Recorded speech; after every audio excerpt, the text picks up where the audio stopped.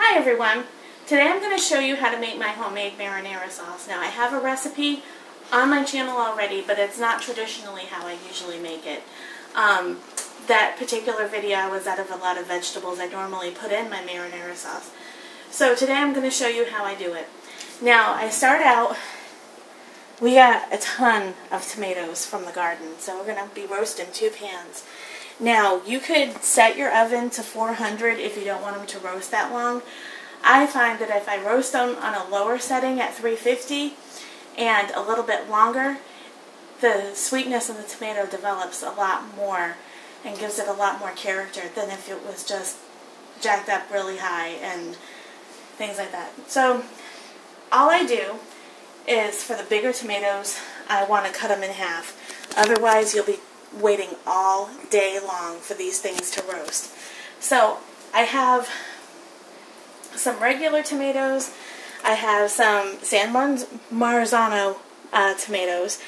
These are low in acidity. They have less seeds and they're a lot easier for sauces. They're a lot sweeter.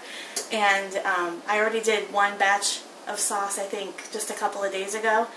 And it was the best sauce I ever made. It was so awesome. So, San Marzano, I can't even pronounce San Marzano. Thank you. What kind of Italian are you, woman? Right? Those tomatoes, they are great in sauces. You can get them in cans. We got ours in seeds and we grew them in the garden. And that's going to be coming up, I don't know when. But a lot of people on Facebook asked me to do this because I posted that I was doing it the other day. So this is just your basic marinara sauce without meat or any other add-ins. So all I do to the vegetables here, I have some orange bell pepper here too, is I just drizzle them with some extra virgin olive oil.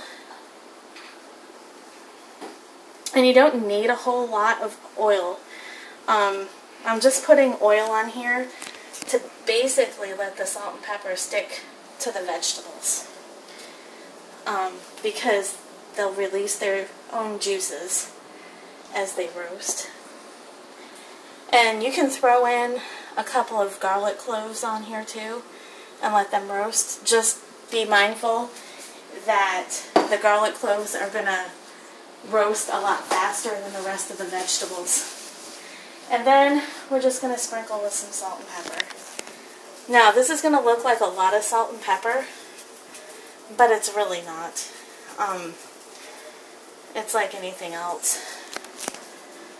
And this just gives them a little... the salt and pepper helps their flavor develop more. And if you are going at a higher heat, you probably wouldn't want to salt and pepper them so much, because the pepper can burn on you. The salt, you could probably salt them, but I like a lot of pepper.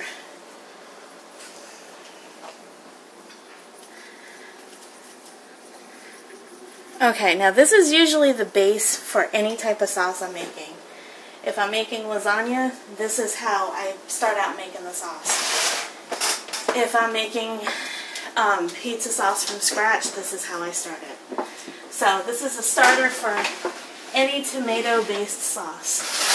So I'm just going to put these in here, and I'm going to let them roast. It usually takes between a half an hour to 45 minutes. Sometimes longer, it just depends on how big the tomatoes are and how thick the skin is on the tomato. So when we come back, I'll show you the other components that I put in my marinara sauce. Hi everyone, we're back. So I have a big pot here preheating. I have a tablespoon of extra virgin olive oil and 2 bay leaves. And the point to the marinara sauce is low and slow. And that might be an old school way of thinking. There's a lot of faster recipes. If you have the time on the weekends or on a rainy day to do it low and slow, believe me, it's a lot more beneficial, you know. So I just have a softball size onion, and the thing is an actual softball size onion. 1 carrot and 1 stalk of celery. And I have 1 tomato that I left out. I just chopped up roughly with seeds and all, because you guys know me. Seeds and peels go in my sauces because it gives you a lot of nutrition. And what I'm going to do, the reason why I'm stirring this up, I want to coat all the vegetables with that extra virgin olive oil. Now what's going to happen is, over a period of time, if this stuff's stewing, all these vegetables are going to release their juices the same way the roasted tomatoes are doing in the oven so far. And I'm just going to sprinkle them with salt and pepper. And the reason for the salt and pepper is it will help all the vegetables release their juices. I have it on a 4. I might even knock it down to a 3 once it comes up to temperature.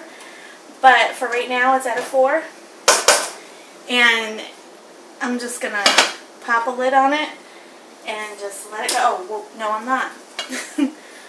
I forgot a couple of things. So I'm going to add about a tablespoon of Italian seasoning.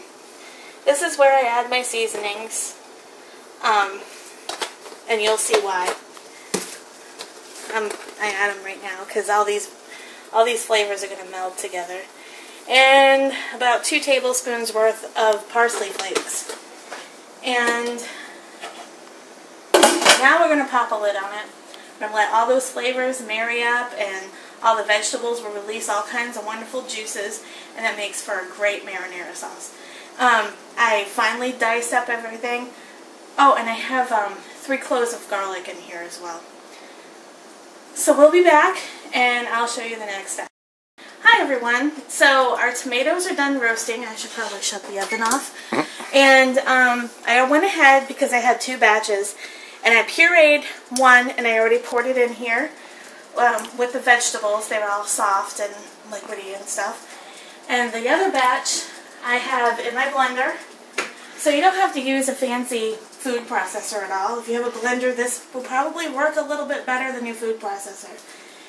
And I just added a little water to this because the San Marzano the San Marzano tomatoes are so sweet. You do not need to add sugar to this to cut the acidity. I've done it in my other videos with just regular tomatoes, but these are so sweet, they're like candy. You don't need to do that. So I'm just going to put this on high.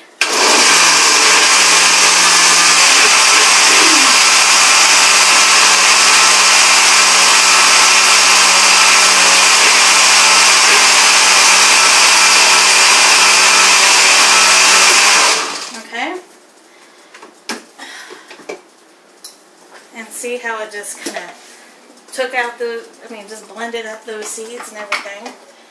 And you just put this in the sauce and take your bowl scraper, or as some of you call spatula. A spatula and this are 2 different things in my vocabulary. So I would get confused when people would say your rubber spatula, and I'm like, it's not a spatula. Anyway, so just give this a stir, and as you can tell already, it looks just like marinara sauce that you would get anywhere. Now, I'm going to go ahead and say this is done. Everything has been slow cooked, and everything's warm, and everything's cooked through. You could stop it now. If you wanted to let it reduce down, you could, but because we did the low and slow method with this pretty much, I don't know, for about 5 hours, we can go ahead and do a taste test on this. So I'm not making any other recipe, I'm just making it to freeze to show you guys how easy this is. It's a low and slow method, that's the longest part of it, but you know, I'm going to let Toby grab a spoon and do a taste test on it and see what he thinks of it. And this is my basic marinara that I make as a base for almost everything. Lasagna, pasta, you name it. And I don't put meat in it because sometimes the recipe doesn't call for meat. So I'm gonna let Toby take over, and until next time, guys, live, laugh, and love. Okay. Boy, that's pretty, ain't it? Alright, one big old. I won't eat over the deal, I promise. Thank you.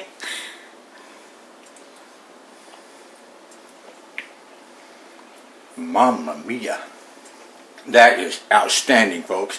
If you can find the San Marzano tomatoes, I highly recommend it, because it's like Heather said, you didn't have to add any sugar to it, and it's still very, very sweet, and that tomatoey flavor. I'm going to have another bite. Well, I'll get another spoon. Till next time, see ya. Adios.